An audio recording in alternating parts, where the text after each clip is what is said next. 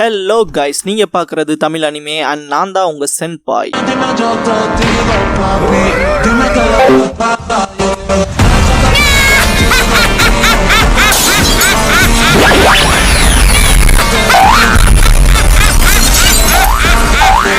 வீடியோக்குள்ள போறக்கு முன்னால ஒரு சின்ன நோட்டிபிகேஷன். சப்போஸ் இந்த சேனலுக்கு ஏதாவது ஆச்சுன்னா இதுக்கான பேக்கப் சேனலோட லிங்கை கமெண்ட்ல பின் பண்ணி வச்சிருக்கேன். அந்த சேனலை சப்ஸ்கிரைப் பண்ணி வச்சுக்கோங்க. இந்த சேனலுக்குள்ள இந்த சேனல்ல இருக்க வீடியோஸ்க்கோ ஏதாச்சுனாலும் அதுக்கப்புறம் நாங்க அந்த சேனல்ல தான் வீடியோஸ் போடுவோம். ஸோ சப்ஸ்கிரைப் பண்ணி வச்சுக்கிட்டீங்கன்னா நம்ம போன தடவை நடந்த மிஸ்டேக் இந்த தடவை நடக்காம பாத்துக்கலாம். ஏன்னா லாஸ்ட் டைம் ஒரு 2 லட்சம் சப்ஸ்கிரைபர்ஸ் இருந்தாங்க எனக்கு. அப்புறம் இந்த சேனல் கிரியேட் ஆனது 30 மேல வரமே வந்த ஒரு வருஷமே கம்ப்ளீட் ஆக போகுது. இன்னும் நம்ம 29,000 சப்ஸ்கிரைபர்ஸ்ல தான் இருக்கோம். அதனாலதான் அந்த சேனலை சப்ஸ்கிரைப் பண்ணி வைக்க சொல்றேன். சப்ஸ்கிரைப் பண்ணிக்கங்க. இந்த வீடியோல ஒன் பீஸோட எபிசோட் 307 பார்க்க போறோம். எடுத்ததும் கேனன் ஃபயர் சிங்ஸ் த ஐலாண்ட் பிராங்கிஸ் லேமெண்டேஷன்ங்கிற இந்த எபிசோடோட டைட்டில் போடுறாங்க. இதுக்கப்புறம் பிராங்கி அண்ட் ராபின் சேர்ந்து எஸ்கார்ட் ஷிப்பை ஹைஜாக் பண்ணதை காட்டுவாங்க.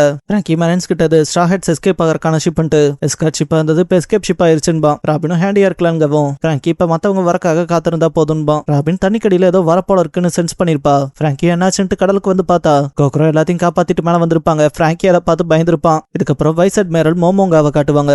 மெரின் ஆஃபீஸர் வந்து ரிப்போர்ட் பண்ணுவான். பேட்டில் ஷிப் நம்பர் 6, 7 and 8 ஒரு குரூப் ஆஃப் பைரட்டை ஃப்ரண்ட் கிரேட் முன்னால புடிச்சு வச்சிருக்காங்கன்பா. கோக்ரோ காப்பாத்திட்டு வந்தவங்க எல்லாத்தையுமே முழிக்க சொல்லுவாங்க. பார்த்தா எல்லாம் உயிரோட தான் இருப்பாங்க. பிராங்கி இதை பார்த்து ஷாக் ஆயிருப்பான். ஏதோ ஒரு விஷயத்தை பார்த்து ஷாக் ஆகி அப்படியே நாக் அவுட் ஆயிருக்கானுங்க. என்னமோ மூச்சு விடாம தப்பிச்சனால தண்ணி அதிகமா முழுகாம தப்பிச்சிருக்கானுங்கன்பா. கோக்ரோ எப்படி உயிர் பொழைச்சிருக்கானுங்களே அதுவே போதும்ட்டு அவங்களோட பிரீத்திங்கை ஸ்டாப் பண்ற அளவுக்கு அப்படி என்னத்தை பார்த்து ஷாக் ஆயிருப்பாங்கன்பாங்க. பிராங்கி அதுக்கான காரணம் கண்டிப்பா நீங்களா தான் இருக்கணும்பா. கோக்ரோ ராபினை பார்த்துட்டு உன்னதான் அந்த பைரட் கிட் காப்பாத்தணும்னு சொல்லிட்டே இருந்தானா. இரு ஆக்சுவலா நம்ம அந்த ஸ்டேஷன்ல வச்சு சந்திச்சோம்லன்பாங்க.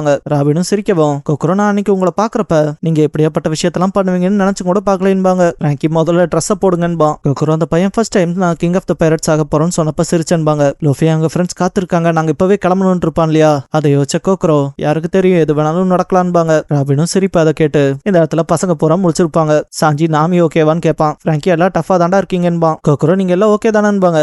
உசாப்ல அவங்கள பார்த்ததும் மெர்மைட்ஸ்ல இல்ல தானேன்ட்டு கத்துவான். ஜோரோ டூகாங்ல எல்லாரும் பைரட்ஸை பார்த்தேன்னு சொன்ன கதையில உண்மைதான் போலன்ட்டு அலறுவான். சாஞ்சி இவங்க மெர்மைட்னு அவங்களே கன்ஃபார்ம் பண்ணி சொல்லல, தேவையில்லாம என் ஃபேண்டசி அழிக்காதீங்கடான்பா. கோக்ரோ ஆக்சுவலா நான் ஒரு ஐஸ் ஃபிஷ் மெர்மைடுன்பாங்க. சாஞ்சி என் காதுல எதுவும் சொல்லாதீங்க, எனக்கு எதுவும் கேட்கலன்பா. உசாப் நான் கால் இருக்க மெர்மைட்ஸை பத்தி எல்லாம் கேள்விப்பட்டது இல்லையன்பா. கோக்ரோ சிரிக்காத பார்த்தா சாஞ்சிலாம் கண்டிப்பா தான் நான் ஏத்துக்க மாட்டேன்ட்டு தரையை தட்டுவான். சாஞ்சி அவனோட ஃபேண்டசில யோசிச்சு பார்த்துட்டு மெர்மைட்னா அப்படி இருக்கணும்ட்டு ரியாலிட்டியில இருக்க கோக்ரோவை பார்த்துட்டு திரும்ப தரையில உட்காந்து தட்ட ஆரம்பிச்சிருப்பான். இதை நிறுத்திக்கங்க என்னால முடியலன்ட்டு. கோக்ரோ சிரிச்சுட்டு மெர்மைட்ஸ் பிறந்து 30 வருஷம் ஆயிட்டா, அதுகளால கிரவுண்ட்ஸும் கூட வாழ முடியும். ஒன்ஸ் ஃபிஷ்மேன் ஐலாண்டுக்கு போனா அதை பத்திலாம் நீங்களே தெரிஞ்சுப்பீங்கன்பாங்க. உசாப்பான சில கேட்ஸ் வந்து 100 வருஷம் வாழும், அதுகளோட வால் 2 பிரியும் அண்ட் அது மான்ஸ்டரா மாறும்னு சொல்லுவாங்களேன்பா. சாஞ்சி அப்படின்னா நீங்க காப்ளின் கேட்டாதான் இருக்கணும்பா. கோக்ரோ என்ன அந்த மான்ஸ்டர்ஸோட என்ன வைக்க கூடாது, முதல்ல காப்பாத்தினதுக்கு தேங்க்ஸ் கூட சொல்ல மாட்டீங்களான்பாங்க. எல்லாரும் தேங்க்யூ கோக்ரோன்னு சொல்லவும் பரவாயில்ல விடுங்கன்பாங்க கோக்ரோ. சாஞ்சி ராபினை பாக்குறப்ப அவ சிரிப்பா. தலைவன் நாமளா இருக்க போலதான் இருக்கும். திடீர்னு பார்த்தா சிம் பண்ணிட்டு அப்படியே தாவி போய் கட்டி பிடிக்கலான்னு பாப்பான். சாப்பர் கண்ணு முடிச்சிருப்பான். இந்த இடத்துல நாம ஏன் சாப்பர் போய் ராபினை கட்டி பிடிச்சிட்டு நீ ஓகேவான்பாங்க.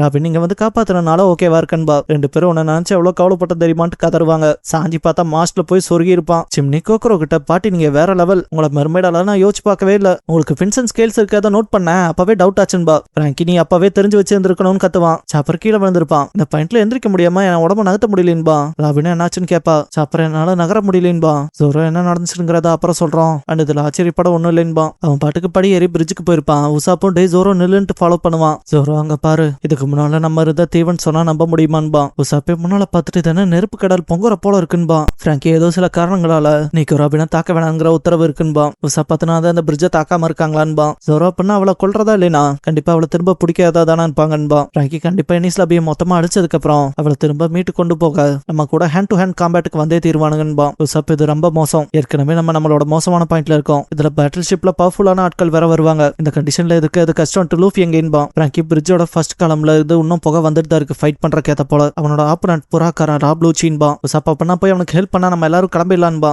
ஜோரோ அந்த புறாக்காரன் ஒன்னும் சாதாரணமான ஆள் இல்ல, அந்த சண்டையில குறுக்க போனா வேற ஏதாவது விபரீதம் தான் வந்து சேரும்பா. உசாப் அப்படியே ஸ்டாப் ஆயிருப்பான். ஜோரோ அந்த பேட்டில் ஷிப்ஸ் எனிஸ்லாபியை அழிச்சிட்டு நம்ம பக்கம் வராத வரைக்கும் லூஃபி வரக்காக நம்ம காத்திருக்காத நமக்கான பெஸ்ட் சாய்ஸ்ன்பா. சாஞ்சி மேல வர போல இருக்கும். ஜோரோ புயல் இப்பதான் ஆரம்பிக்குதுன்பா. உசாப்பும் புரிஞ்சுதுன்பா. லூஃபி லூச்சி கிட்ட சிரிச்சுட்டே அவன் காலில் தான் பயங்கரமா அடி விழுந்திருக்கும் போல என்பா. லூச்சி பார்க்க போனா உன்னோட ரெட்டிகுலஸான அந்த ஃபைட்டிங் ஸ்டைல ஒன்னும் சாதாரணமா எடுத்துக்க கூடாது போல. அண்ட் 6 பவர்ஸ் மாஸ்டர் மாஸ்டரை நீ ஒன்றும் சாதாரணமா இட போடாத. ஏன்னா ஒன்ஸ் அவங்க அந்த அல்டிமேட் டெக்னிக்கை மாஸ்டர் பண்ணா அவங்க ரொம்ப ஸ்ட்ராங்கா இருப்பாங்கன்பா. லூஃபி அதெல்லாம் எனக்கு மேட்டர் கிடையாதுன்னு ஃபைட் பண்ண வருவான். பார்த்தா லூச்சி சிம்பிளா அவனை உதச்சு பறக்க விட்டு டெம்பஸ்ட் கிக் விக்டரி பேட் பண்ணுவான். லூஃபி அந்த அட்டாக்கை சென்ஸ் பண்ணவும் தப்பிச்சு ஓடி இருப்பான். அதோட இம்பாக்ட் ரொம்ப பயங்கரமா இருக்கும். சாஞ்சி அப்படியே படியில ஏறி மேல வரதை காட்டுவாங்க. பிராங்கி கிட்ட சாஞ்சி உன் ஃப்ரெண்ட்ஸ் ஓகேவா இருப்பாங்களான்னு கேட்பான். ஜோரோவும் உசாப்பும் திரும்பி முடிக்கவும் பிராங்கி மட்டும் சிம்பிளா சிரிச்சுட்டு கண்டிப்பா அசால்ட்டா அவங்க தப்பிச்சிருவாங்க. டெவில்ஸ் லக் அவங்க கிட்ட இருக்குன்ட்டு அந்த பக்கம் என்னாச்சுங்கிற போல திரும்பி பார்க்க ஆரம்பிச்சிருப்பான். இதுக்கப்புறம் கலீலா பிராங்கி ஃபேமிலி அண்ட் ஜெயின்ஸை காட்டுவாங்க. எல்லாரும் கேனான் எப்ப ஃபயர் பண்ண போறாங்களோங்கிற போல பேனிக்ல இருக்கப்ப பாடி மட்டும் டிரான்ஸ்பாண்டர் ஸ்டைல நோட் பண்ணிட்டு அதை எடுக்க போயிருப்பான். எல்லாரும் என்னடா பண்றேன்பாங்க. அவன் ஸ்டார்ஹெட்ஸ் ஓகேவா இருக்காங்களான்னு தெரிஞ்சுக்கணும்லன்பா. இந்த இடத்துல கெனான்ஸை ஃபயர் பண்ண ஆரம்பிச்சிருப்பாங்க. ஃப்ரண்ட் கேட்டோட செவர்களே தெரிக்கும். பிராங்கி ஃபேமிலி சேர்ந்தவங்க எல்லாம் ப்ரோன்னு கத்துவாங்க. இதுக்கப்புறம் நாமியை கட்டுவாங்க. ஷிப் இப்ப செயல் பண்றதுக்கு தயாரா இருக்கு. ஒன்ஸ் லூஃபி மட்டும் இங்க வந்துட்டா போதும் நம்ம கிளம்பிடலான்பா. ஜோரோ சரின்பா. உலக 4 பேரும் ஆடாம அசையாம நிப்பானுங்க. சாஞ்சி ஆனா நம்மளை சுத்தி நிறைய பேட்டில் ஷிப்ஸ் இருக்கு. விர்ச்சுவலா யோசிச்சு பார்த்தா இந்த பேட்டில் ஷிப்ஸை தாண்டி நமக்கான வழியில தப்பிச்சு போறது சுலபம் இல்லைன்பா. இதுக்கப்புறம் நார்த் வெஸ்ட்ல இருக்க ஃப்ரண்ட் கேட்ல இருந்து ரிப்போர்ட் பண்றதா சொல்லிட்டு எனிஸ்லாபில இருந்து மெரைன்ஸ் அண்ட் அபிஷியல்ஸை வந்து மொத்தமா ரெட்ரைவ் பண்ணியாச்சு. அண்ட் அது கூடவே ஒரு 50 பைரட்ஸ் ஐடென்டிஃபை பண்ணோம். அதுல ஜெயின்ஸும் இருந்தாங்க. மெயின் தீவுல இருந்து தப்பிக்க பார்த்தாங்கங்கும் போது உசாப் அவங்கள பத்தியே சொல்றாங்கன்பா. பிராங்கி சிரிச்சுட்டே சொன்னான்ல ஜாம்பாயும் மத்தவங்களும் சேஃபா இந்த ஐலாண்டை விட்டு தப்பிச்சிட்டாங்கன்பா. அவங்கள பத்தி கவலைப்பட தேவையில்லை. என்னதான் மெரைன்ஸ் போராடினாலும் அவங்கள சாக மாட்டாங்க. எப்படிதான் இன்னொரு நாளுங்க ரிப்போர்ட் ஃபுல்லா கம்ப்ளீட் ஆயிருக்காது. ரிப்போர்ட்டை கண்டினியூ பண்ணுவாங்க. தப்பிக்க பார்த்த எல்லாத்தையும் கெனான் பேரேஜ் மூலமா கொன்னாச்சு. மெயின் லைன்ல இருந்து இந்த ஒரு சிச்சுவேஷன்ல யாரும் தப்பிக்கிறதுக்கான வாய்ப்பே இல்ல.